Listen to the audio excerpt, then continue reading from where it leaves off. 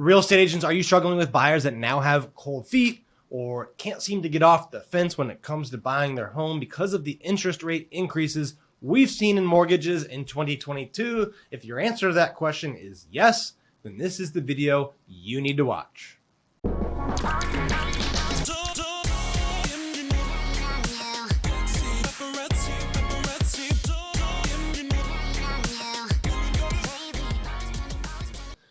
2022 has seen some of the biggest increases in mortgages we've ever seen.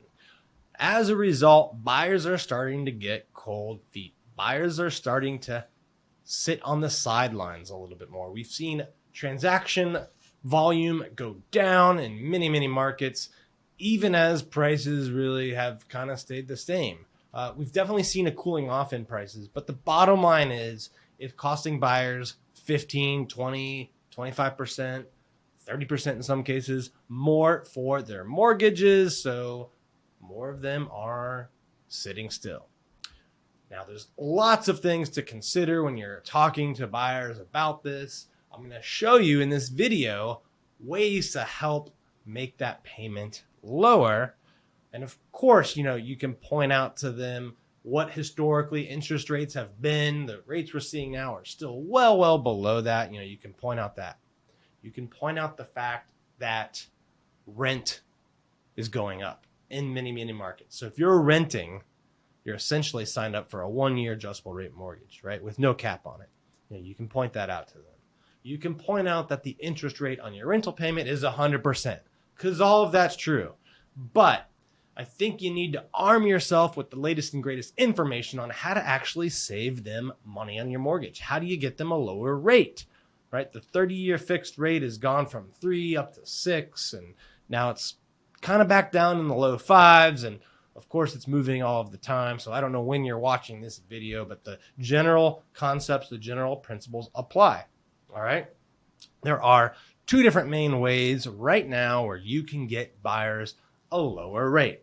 The first is to talk to lenders and introduce them to lenders that have ARM products. These are adjustable rate mortgages. They typically have lower rates that are fixed for 3 years, 5 years, 7 years, 10 years, 15 years. There's all sorts of different types. Generally, the less time on that initial fixed portion, the lower the rate is compared to the prevailing 30-year rates.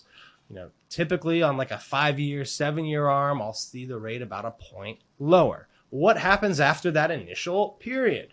Well, the rate can adjust, right? So if interest rates are higher at that time, they're going to go up. If they're lower, it can go down. So, both things are possible. There's no certainties on it. Typically, there's caps on how much it can go up. So the buyer is protected. Now, you might think, well, why would I do a 5 or a 7-year ARM? What if rates are higher then? Well, a lot of people aren't going to live in their home that long, right?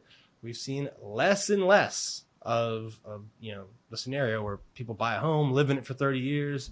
That just doesn't happen as much. So if it's your first home, if it's a 1-bedroom condo, if you're like a professional young couple and you don't have kids yet, but you're planning on it later, in life, getting a 5 or a 7-year adjustable rate mortgage might be fine. You might be out of there before the rate adjustment comes.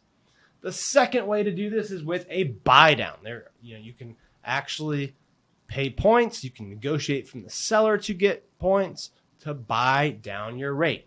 Now, there's 2 types of rate buy downs that you can do. I'm going to show you on the next screen here.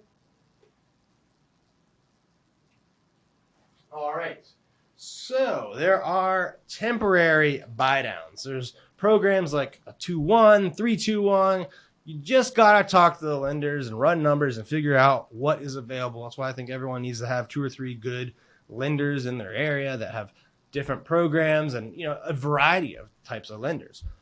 We've seen programs where you put 1% down and you get a rate in the 3s, 2 points lower for year 1 and then 1 point lower for year 2, and then it goes back up to 5. So there's all types of these temporary buy downs available. And then the second type is the permanent buy down. Typically, this isn't going to be as low for year 1 or 2, like when you're comparing it to the temporary programs. You might be a half point or 3/4 of a point below the prevailing 30-year rate, but that can still save you a lot of money. So, multiple different ways. You just got to look at what is the ARM, what is the temporary buy down, what is the permanent buy down, and how long you think your buyer is going to be in there. So present them with all of these options, and it could help them save hundreds or thousands of dollars a month, depending on the program they sign up for. And in the very worst case, it shows your buyer that you're educated about multiple different types of loans and you're coming up proactively with solutions to help them. So if you're not using ARMs, temporary buy downs, permanent buy downs, talk to lenders, learn about what's available in your market. Let me know in the comments if you've used these types of products or talked about them with lenders, and share this with other real estate agents. Don't forget to hit that subscribe button. I'll see you next time.